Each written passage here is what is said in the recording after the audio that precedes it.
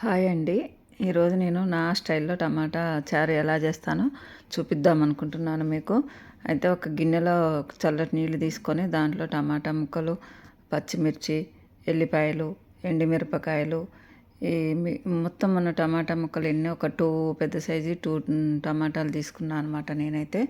2 తీసుకున్నా. దాంట్లో కొంచెం పసుపు, జీలకర్ర కూడా వేసుకోవాలి. వేసుకొని మనం స్టవ్ మీద పెట్టుకోవాలన్నమాట. స్టవ్ మీద పెట్టుకుంటే కొంచెమే వాటర్ పోస్తాను నేను, ఎక్కువ పోయానమాట. ఎందుకంటే అవి ఉడికేంత వరకే.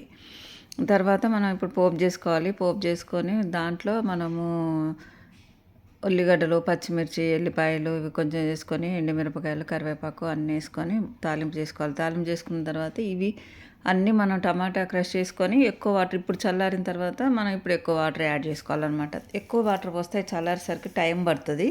అందుకనే కొంచెం తక్కువ పోసుకొని అవన్నీ ఇట్లా నేను స్ట్రైనర్లో పెట్టి ఇలా చేస్తే, ఎందుకంటే మా వాళ్ళకి ఇట్లా అన్నీ ఉంటే నచ్చవు అన్నమాట, మా పిల్లలకి అవన్నీ ఇట్లా అడ్డం వస్తే తింటుంటే అని అంటారనమాట.